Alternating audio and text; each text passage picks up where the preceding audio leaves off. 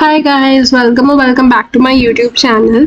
In today's video, we will be discussing about class 11th economics subject के अंदर chapter 6. Chapter 6 names is market. इसके अंदर हम market के बारे में देखेंगे कि market होता क्या है. Market से हम सब aware हैं कि market क्या होता है, लेकिन हम इसको in depth पढ़ेंगे. So this is part 1 of this video. Part 1 के अंदर हम perfect competition के बारे में देखेंगे, यानी कि हम आज पढ़ेंगे यहाँ तक. वेट, देखो आज हम पढ़ेंगे यहाँ तक.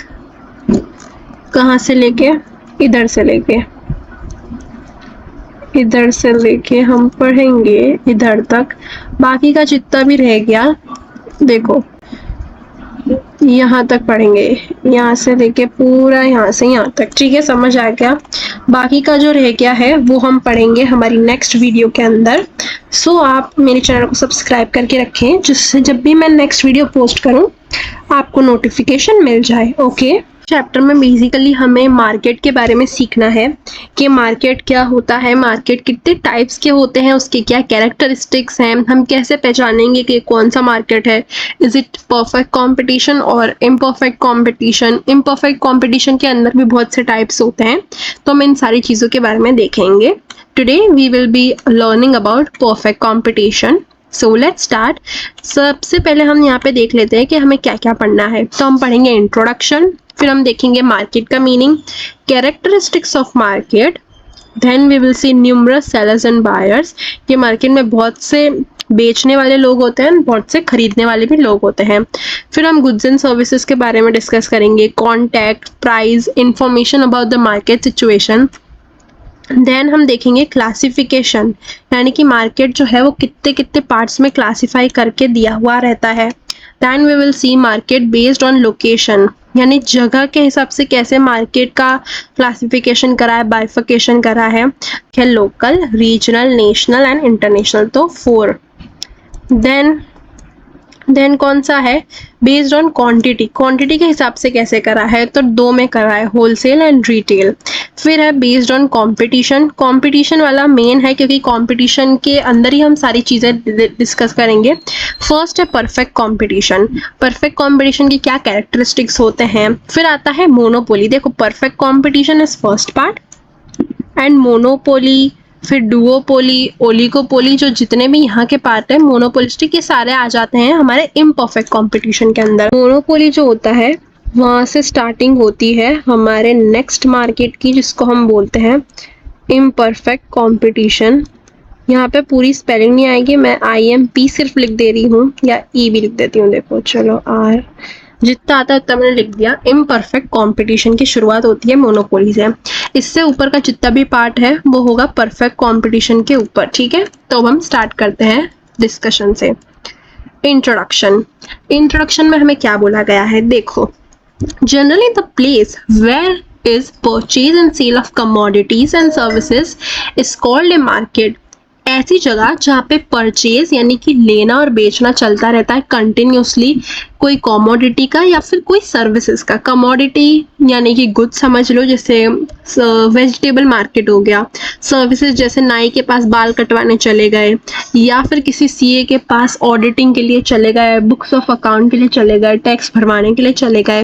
तो ये क्या है, एक ऐसी जगह है जहाँ पे सेल और परचेज चलता रहता है. is called a market. The concept regarding market in economics more extensive than prevailing idea. Economics के अंदर market सिर्फ regular market नहीं होता, इसके अंदर बहुत सारी स्टडी होती है, डायग्राम, ग्राफ्स, बहुत सारी चीजें होती हैं. लेकिन आपके सिलेबस में इतना सारा नहीं है, आपके सिलेबस में बहुत ईजी वे में दिखाया गया है, तो हम जल्दी से इसको खत्म कर लेंगे. मीनिंग ऑफ मार्केट, मार्केट का क्या मतलब होता है. System through which the buyers and sellers in contact with each other directly और indirectly. एक ऐसी जगह जहाँ पे बायर्स और सेलर एक दूसरे से कनेक्ट हो पाते हैं.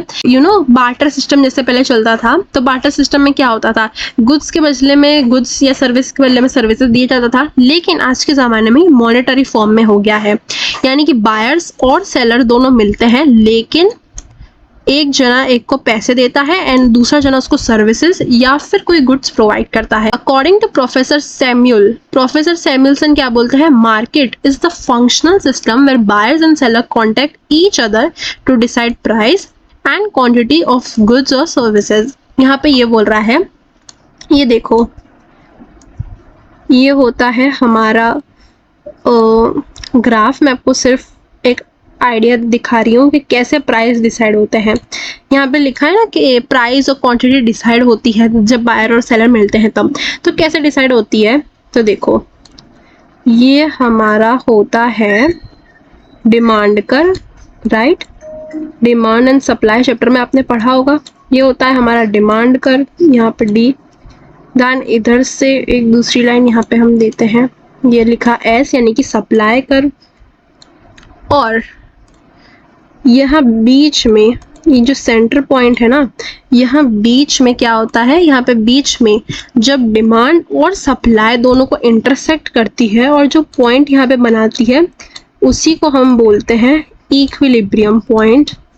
इसको हम बोलते हैं इक्विलिब्रियम पॉइंट। और यहाँ से हमारे प्राइस और क्वांटिटी डिसाइड होती है। यहाँ पे होता है प्राइस और यहाँ पे होती है क्वांटिटी। तो देखो जब प्राइस सपोज यहाँ पे 10 था और क्वांटिटी है 5, तो कैसे डिसाइड हुआ, 10 प्राइस और क्वांटिटी 5।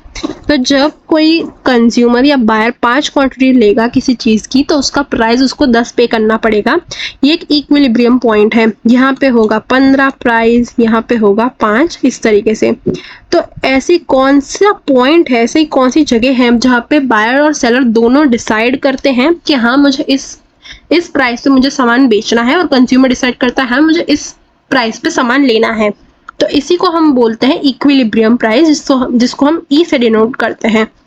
ये आपने already demand and supply chapter में पढ़ा होगा, लेकिन जैसे कि यहाँ लिखा था प्राइस और क्वांटिटी कैसे डिसाइड होते हैं ये आपको समझाना था मुझे, इसकी वजह से मैंने ये ग्राफ ड्रॉ करा। आपको ये करने की जरूरत नहीं है, सिर्फ समझाने के लिए मैंने ड्रॉ करके बताया है। अब हम देखते हैं कौन कौन से कैरेक्टरिस्टिक्स होते हैं मार्केट के, तो पढ़ लेते हैं। एक तो होता है numerous sellers and buyers. Market में आपने देखा ही होगा कि बहुत सारे सेलर्स एंड बहुत सारे बायर्स होते हैं। न्यूमरस यानी कि अनगिनत सेलर, अनगिनत बायर होते हैं। जैसे कि हम सब्जी मंडी में ही चले जाएं या फिर किसी शॉप पे चले जाएं तो हमें बहुत सारे बायर्स दिखते हैं एंड बहुत सारे अलग अलग दुकान के सेलर्स भी दिखते हैं। ऐसा तो है नहीं कि सिर्फ एक सेलर दिख रहा है सब्जी मंडी में, कोई एक ही सब्जियां बेच रहा है, नहीं तो। और ऐसा भी नहीं है कि सिर्फ एक ही इंसान उससे सब्जी ले रहा है, ऐसा तो है नहीं, क्योंकि it is a necessity good. सब्जी कैसी चीज है, फ्रूट कैसी चीज है जो हमें नेसेसिटी के लिए चाहिए ही। तो इसमें numerous sellers and numerous buyers होते हैं। It is mandatory to have buyers and sellers of goods and services in a market. The purposeful exchange made through them for goods or services is the process of purchase and sale. इसी को हम purchase and sale बोलते हैं, यानी कि लेना और बेचना। This process allows the seller to gain maximum profit and buyers to gain maximum satisfaction from the production. ये पॉइंट भी ध्यान रखना, ये वाला जो लिखा है यहाँ पे, ये लिखा है कि प्रोड्यूसर जो है वो गुड्स को कब सेल करेगा, यानी कि गुड्स को कब वो सेल करने के लिए रेडी होगा। तो जब होगा जब सेलर को मिलेगा मैक्सिमम प्रॉफिट। आप ये सोच के चलो इस चैप्टर में कि आप एक सेलर हो, आप अपने सामान को, अपने गुड्स को जो आपके दुकान में पड़े हैं आप कब बेचोगे, जब आपको प्रॉफिट बहुत अच्छा होगा, बहुत ज़्यादा होगा तभी। और इधर आप सोचो कि आप बायर हो, यानी कि आप खरीद रहे हो प्रोडक्ट को, तो आप कब लोगे प्रोडक्ट को, जब आपको वो अच्छा लग रहा है, जब आपकी वो इच्छाओं को सेटिस्फाई कर रहा है तब लोगे, राइट। तो यहाँ पे यही लिखा है, सेलर जब हाईएस्ट सेटिस्फेक्शन उसको कब मिलता है, जब उसको मैक्सिमम प्रॉफिट अर्न होता है। और बायर्स का कब होता है, तो जब वो सेटिस्फेक्शन अर्न करते हैं उस प्रोडक्ट को खरीदने के बाद। ये आप याद रखना। हम इसको क्या बोलते हैं, तो हम बोलते हैं producers surplus and consumer surplus. ठीक है, समझ आ गया। अब हम आगे बढ़ते हैं। देखो, it is necessary that there are goods and services available according to demand and necessity. To gain maximum profit, the producer and seller provide the products and services in various types and forms and try to attract buyer towards them. While for their satisfaction, the buyer tries to buy an ideal set of products and services. यही जो ऊपर सारी बातें करी हमने वही यहाँ पे बोला गया है। अब हम देखते हैं next, contact.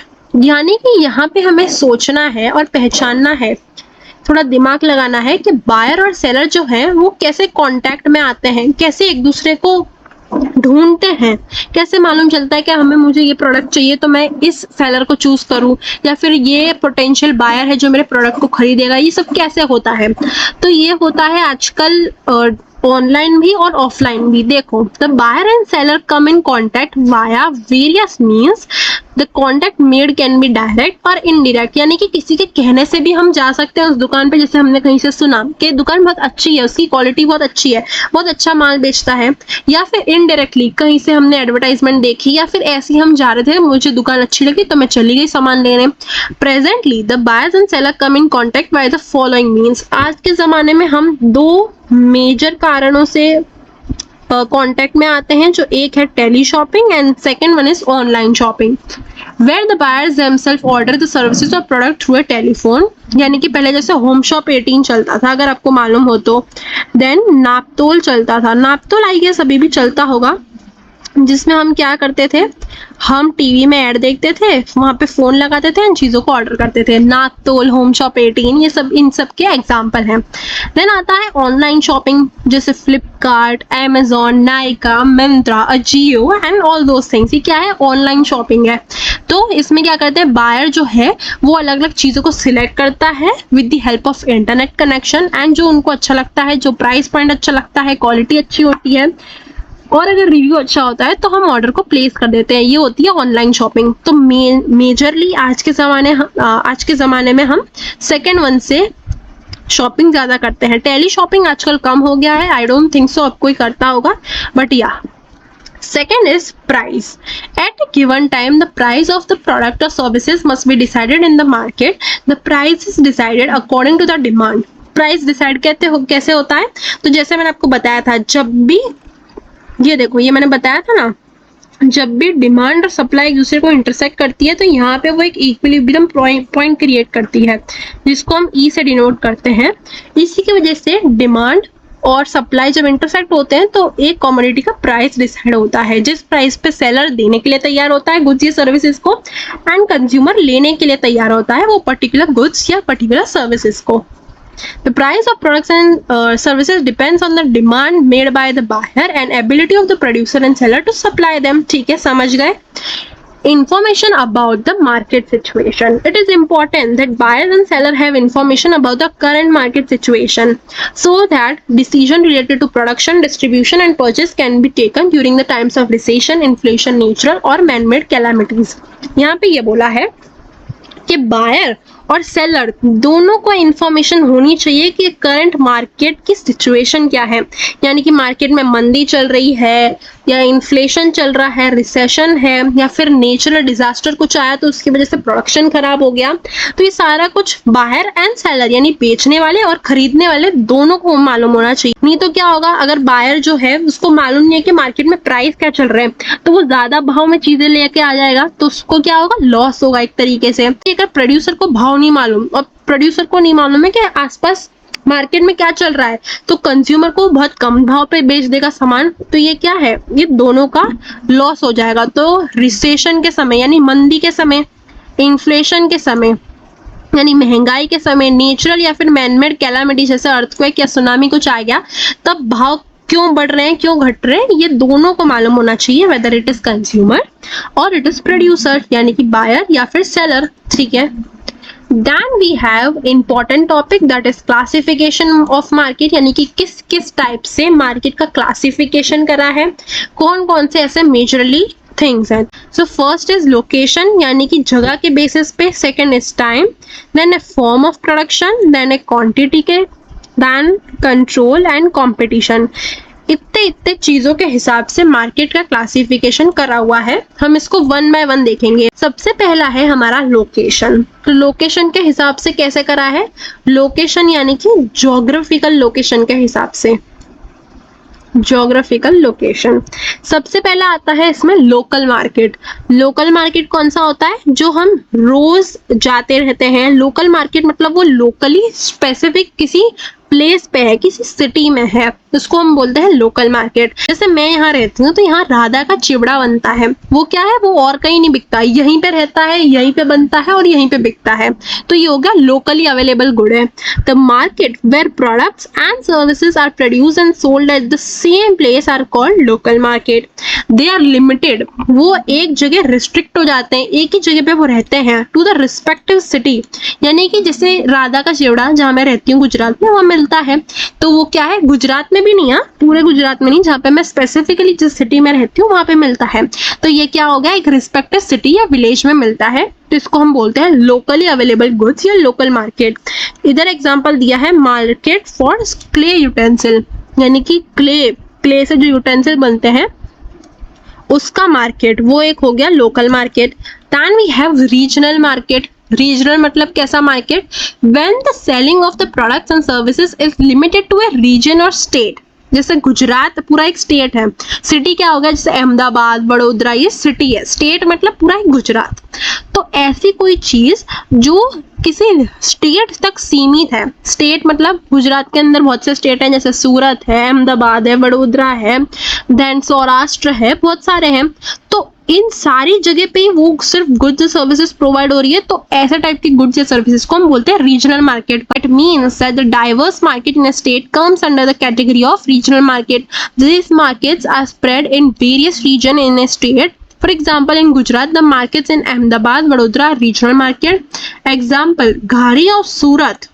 Ghari of Surat is a regional films, religion, books etcetera. इधर एक एग्जाम्पल दिया है घारी का, ठीक है।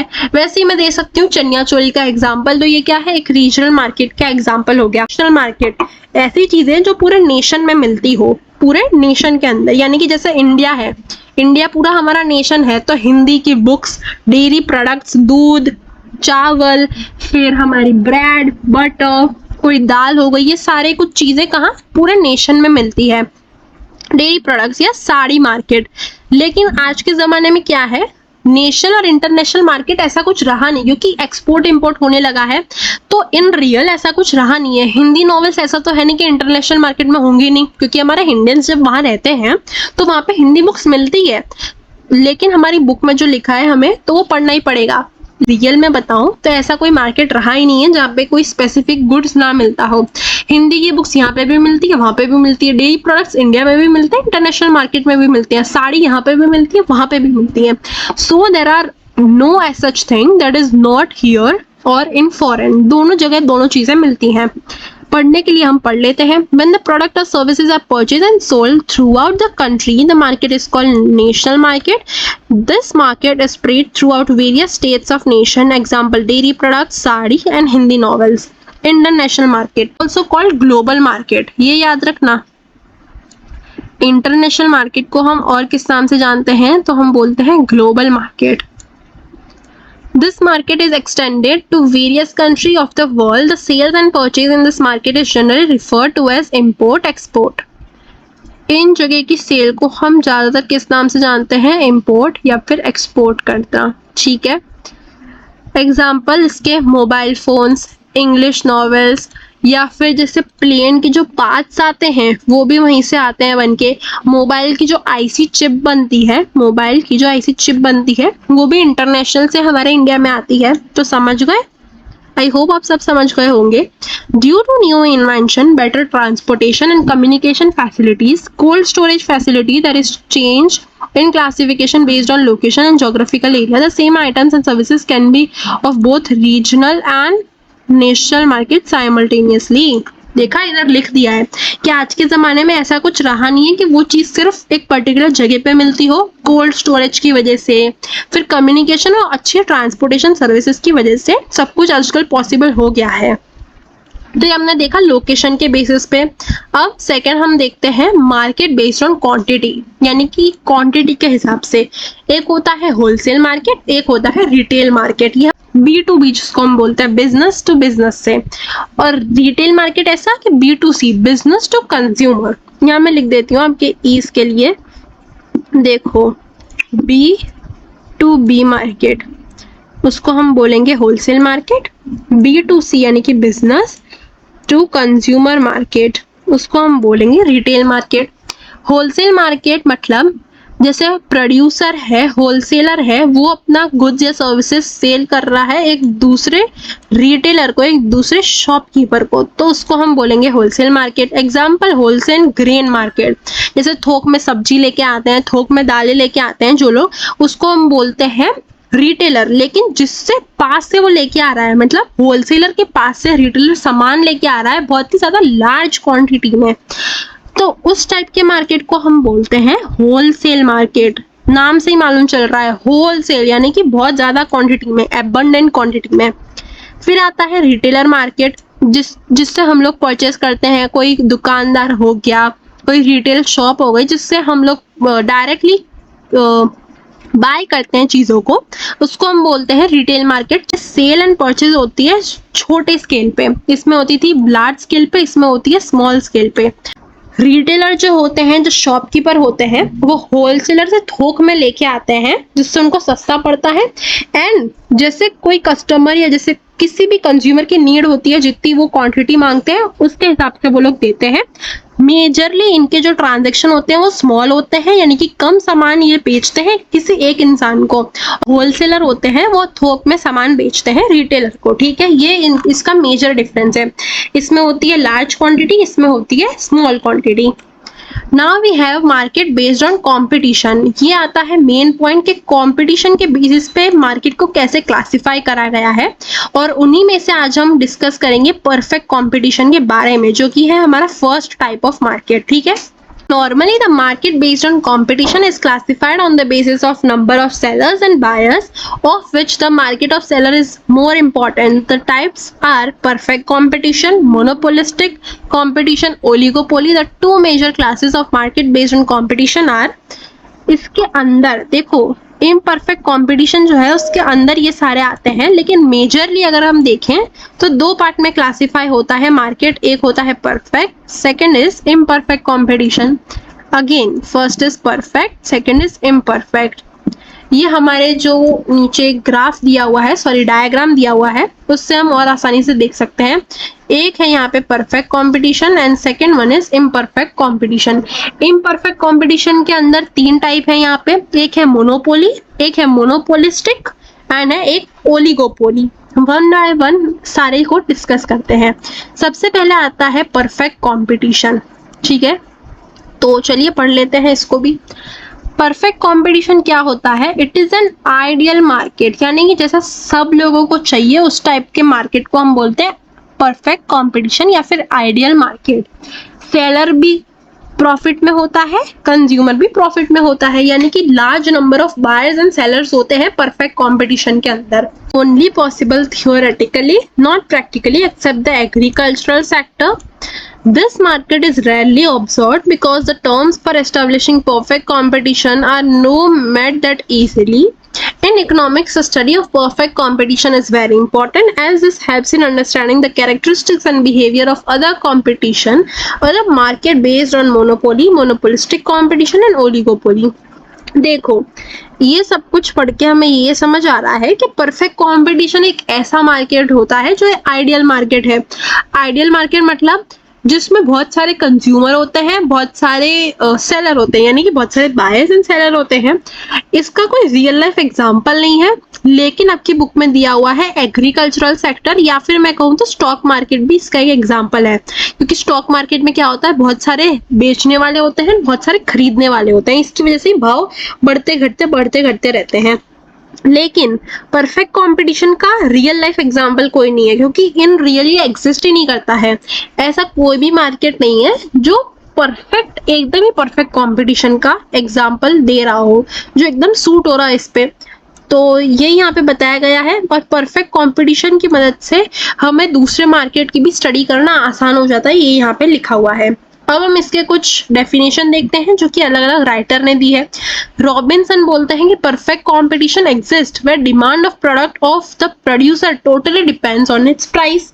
According to Professor Leftwich, perfect competition is a market where there are many firms that sell identical products with no firm large enough that can influence the market price. अब देखो सेकंड वाली definition आपको थोड़ी tough लग सकती है।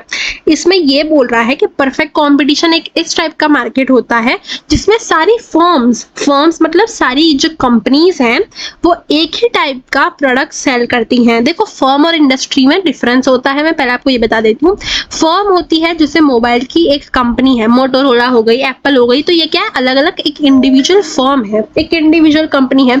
और industry क्या हो गई, जैसे मोबाइल की पूरी इंडस्ट्री है जिसके अंदर सारी कंपनियां आ जाती है, उसको हम बोलते हैं इंडस्ट्री। तो इंडस्ट्री एक बड़ा टर्म है और फर्म उसमें छोटा टर्म है।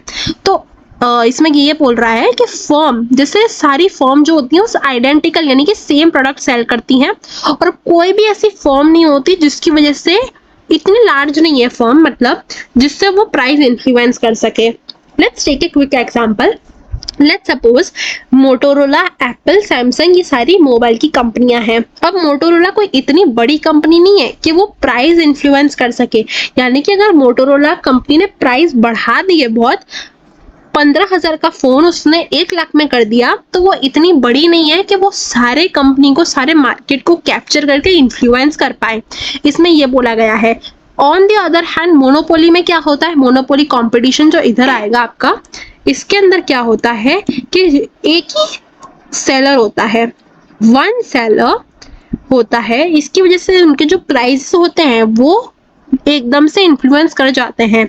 और इधर क्या है, बहुत सारे सेलर, बहुत सारे बायर हैं, तो प्राइस कोई एक फर्म, कोई एक शॉपकीपर डिसाइड नहीं कर सकता है। ये क्या क्या कैरेक्टरिस्टिक्स हमें देखने को मिलते हैं वो हम देख लेते हैं। सबसे पहला, जैसे मैंने आपको बताया था, numerous buyers and numerous sellers, यानी बहुत सारे बायर्स एंड बहुत सारे सेलर्स होते हैं। This market has large number of buyers and sellers of these numerous sellers. Single seller is a very small part of the market. एक जो single seller है, एक सिंगल दुकानदार है, वो मार्केट का एक छोटा सा हिस्सा होता है, ऐसा मैं कह सकती हूँ।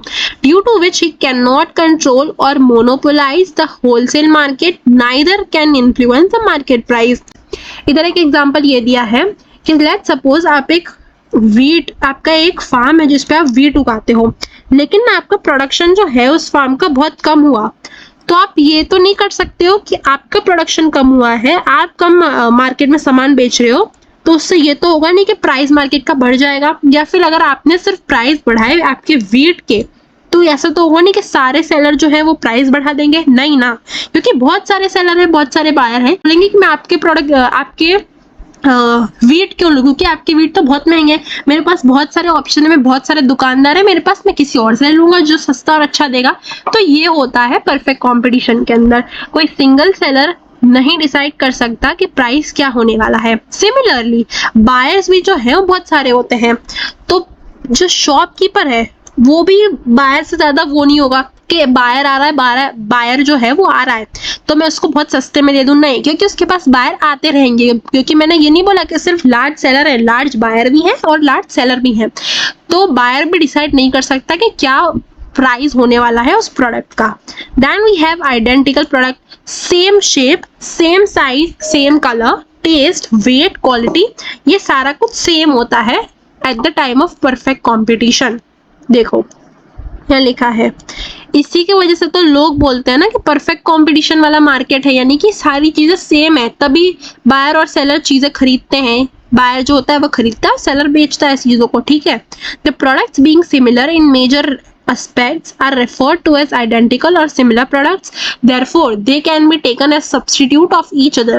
तो देखो substitute goods मतलब कौन से goods होते हैं, जैसे चाय, कॉफी हो गया, फिर कोक एंड पेप्सी। तो लेट्स सपोज कोक के एग्जाम्पल बढ़ गए और पेप्सी की डिमांड इस समय क्या होगी, ये आपने पढ़ा है डिमांड वाले चैप्टर में। अगर कोक के प्राइस बढ़ गए तो पेप्सी की डिमांड बढ़ जाएगी। क्यों बढ़ेगी, क्योंकि कोक के प्राइस बढ़े हैं तो लोग कोक को कम खरीदेंगे, और पेप्सी के प्राइस तो उतने के उतने ही हैं, तो पेप्सी को लोग कंज्यूम करेंगे। अब तो यहाँ पे यही बोल रहा है कि बहुत सारे सेम टाइप के गुड्स होते हैं, आइडेंटिकल गुड्स होते हैं, और एक दूसरे के सब्स्टिट्यूट होते हैं, यानी कि कंज्यूमर एक का प्राइस बढ़ा तो दूसरी चीज कंज्यूम करना चालू कर देगा कंज्यूमर, यानी customer. In this market, the products being identical, the producer or seller cannot set different prices on the identical product, as the buyers are not ready to pay different prices for products having similar characteristics and quality. Third point is free entry and exit of the firm, यानी कि इधर कोई भी restriction नहीं होता, कभी भी वो फर्म धंधा अपना बंद कर सकती है या फिर खोल सकती है। जब कोई भी फर्म जो होती है वो एबनॉर्मल यानी सुपर प्रॉफिट अर्न करती है, बहुत ज़्यादा हद से ज़्यादा प्रॉफिट अर्न करती है, तो दूसरी फर्म क्या होती है, लालच में आके वो भी मार्केट में एंटर होती है। तो इधर क्या है, फ्री एंट्री है।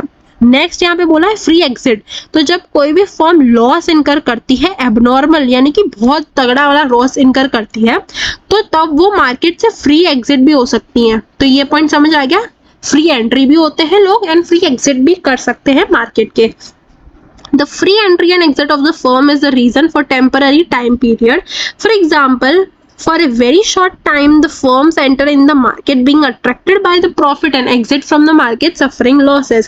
बहुत सी ऐसे फर्म होती है, बहुत से ऐसे दुकानदार होते हैं जो दूसरों को देख के लालच में आके, यानी कि मेरा जो दोस्त है उसकी दुकान है वो बहुत प्रॉफिट कर रहा है तो क्यों ना मैं भी इसकी दुकान डाल लेता हूँ, और उसके बदले उनको क्या होता है, लॉस इनकर हो जाता है। तो इन सारी चीज़ों की वजह से वो आ भी सकते हैं फ्रीली, जा भी सकते हैं मार्केट के। For a longer time period if the market in the situation of normal profit there is less movement of firms, because when the industry reaches at a normal point there are no attraction to gain higher profit, and in the case of normal profit the firm don't exit the market as they are not suffering any losses। ठीक है, perfect knowledge of market, perfect competition के अंदर buyer और seller दोनों को complete knowledge होती है कि प्रोडक्ट का प्राइस कितना है, प्रोडक्ट की क्वालिटी कैसी है। इसी की वजह से है ना कि बहुत सारे बायर्स और सेलर है, क्यों, क्योंकि सेलर को मालूम है कि बायर कैसा है, कैसा आने वाला है, और जो बायर है उसको मालूम है कि प्रोड्यूसर कैसा बेच रहा है सामान, भाव सही है कि नहीं है, अगर नहीं सही तो मैं दूसरे दुकान पे स्विच ओवर कर दूंगा, क्योंकि बहुत सारे सेलर्स हैं। द प्रोड्यूसर और seller are in knowledge of the price at which the other producer और seller are selling the product. They also are aware about the quality of the identical और substitute. Thus, in this market, a seller cannot charge different prices for identical product. इसी कारण की वजह से seller जो होते हैं वो हाई चार्जेस या हाई प्रोडक्ट का प्राइस नहीं रख सकते हैं, वरना उनकी दुकान पे कोई भी नहीं आएगा। The buyer are known the price of the products and its quality, so that the seller cannot demand different prices from them. Thus, in perfect competition, the buyers and seller, the producer are aware of the prices and the quality of the products, due to which the market has perfectly elastic demand curve. इस situation में perfect competition के अंदर demand curve कैसा होता है, तो होता है perfectly elastic. Mobility of factors of production, mobility यानी कि फैक्टर्स ऑफ प्रोडक्शन जो होते हैं हमारे कितने हैं, तो है लैंड, लेबर, कैपिटल और एंटरप्रेन्योर, ये होते हैं 4 फैक्टर ऑफ प्रोडक्शन। हमारे कितने हैं, 4 हैं। कौन कौन से, तो लैंड या जमीन, कैपिटल मतलब बिजनेस में पैसा कितना है, लेबर यानी श्रमिक, एंटरप्रेन्योर यानी दुकान का मालिक। तो वो मोबिलिटी है, मोबिलिटी मतलब मूवेबल है, एक जगह से दूसरी जगह वो जा सकते हैं। कौन, तो कौन मूवेबल है, कौन जा सकता है, तो हमारे फैक्टर्स ऑफ प्रोडक्शन जो 4 हैं हमारे, वो एक जगह से दूसरी जगह जा सकते हैं eight the time of perfect competition. यानी कि इस समय फैक्टर ऑफ प्रोडक्शन के जो भी प्राइस होते हैं, यानी कि लेबर का चार्ज, जैसे वेजेस हम देते हैं हमारे लेबर्स को, तो वो भी सब जगह सेम ही होगा। क्यों, क्योंकि इस समय बहुत सारे लेबर अवेलेबल हैं, तो जो दुकानदार होगा अगर उसको कोई नौकर चाकर रखना है तो सबको एक जैसी सैलरी देगा, क्योंकि उसको मालूम है कि मार्केट में क्या भाव चल रहा है, इनको क्या सैलरी देनी चाहिए। नो ट्रांसपोर्टेशन कॉस्ट, इधर क्या बोला है, नो ट्रांसपोर्टेशन कॉस्ट या expense. There are numerous buyers and seller in perfect competition, बहुत सारे बायर्स एंड सेलर होते हैं, तो ऐसा नहीं है कि मैं बहुत दूर जाके, इंटरनेशनल मार्केट है, मैं वहां से कुछ खरीद के ला रही हूँ तो मुझे एक्स्ट्रा चार्जेस पे करने पड़ रहे हैं, नहीं, सब जगह सब कुछ मिल रहा है, आसपास की दुकान में भी सब कुछ मिल रहा है। तो ऐसा तो है नहीं कि मुझे बहुत ज़्यादा ट्रांसपोर्टेशन का खर्चा करना पड़ रहा हो, इसी की वजह से यहाँ ट्रांसपोर्टेशन कॉस्ट 0 या फिर बहुत मिनिमम होती है। The expense of transportation are nominal as compared to total expense, so are not counted, thus considering the transportation expense to be 0. Makes this an important characteristics of perfect competition। ठीक है, ये हमने पूरा part 1 का discuss कर लिया है। अब हम नेक्स्ट वीडियो में देखेंगे पार्ट 2, जिसके बारे में हम जल्दी वीडियो बनाएंगे। हमारी वीडियो होने वाली है इम्परफेक्ट कंपटीशन के बारे में। तो आज की इस वीडियो में हमने पूरा यहाँ से लेके पूरा यहाँ से यहाँ तक कंप्लीट कर दिया है। अगर कुछ भी समझ नहीं आया तो पूछ लो, जल्दी से एक बार रिवाइज कर लेते हैं। हमने देखा कि मार्केट होता क्या है, बायर और सेलर चीजों का एक्सचेंज करते हैं। बायर जो है वो चीजों को खरीदता है और सेलर उन चीजों को बेचता है, और इसके बदले में वो क्या चार्ज करता है, सेलर मनी चार्ज करता है। फिर हमने डिमांड और सप्लाई देखा, बीच में जब भी वो इंटरसेक्ट करते हैं, जो भी बीच का पॉइंट होता है उसको हम इक्विलिब्रियम पॉइंट बोलते हैं, जिसको मैंने ई से डिनोट करा है। देन हमने देखा कि कॉन्टैक्ट मैन और बायर जो है वो कैसे कॉन्टैक्ट में आते हैं। तो बेसिकली दो इसके कारण है, एक टेली शॉपिंग यानी कि टेलीफोन से, टीवी से, या फिर ऑनलाइन शॉपिंग मोबाइल फोन से, अमेजोन, मिंत्रा, फ्लिपकार्ट, ये सारी चीजें। फिर हमने देखा मेन पॉइंट जो था क्लासिफिकेशन मार्केट। सबसे पहला था location, local market, regional market, national या international, quantity, wholesale and retail, B2B and B2C। Market on competition, सबसे पहले हमने देखा परफेक्ट कंपटीशन, बाकी का हम देखेंगे नेक्स्ट वीडियो में, ठीक है, नेक्स्ट वीडियो। देन हमने क्या देखा, परफेक्ट कंपटीशन, इसके में हमने डेफिनेशन पढ़ी। फिर हमने देखे थे कैरेक्टरिस्टिक्स, क्या देखे थे हमने, कैरेक्टरिस्टिक्स ऑफ परफेक्ट कंपटीशन। इसके अंदर numerous buyers and numerous sellers होते हैं। सारे जो सेलर होते हैं वो same product, identical products sell करते हैं। Free entry and free exit होता है, कोई भी फर्म कभी भी आ सकती है मार्केट में, कोई भी फर्म कभी भी एग्जिट ले सकती है, कभी भी वो छोड़ सकती है मार्केट को। परफेक्ट नॉलेज होती है, प्रोड्यूसर को भी नॉलेज होती है एंड उसको जो कंज्यूम कर रहा है, जो भी इस प्रोडक्ट को खरीद रहा है, दोनों को मार्केट की परफेक्ट नॉलेज होती है।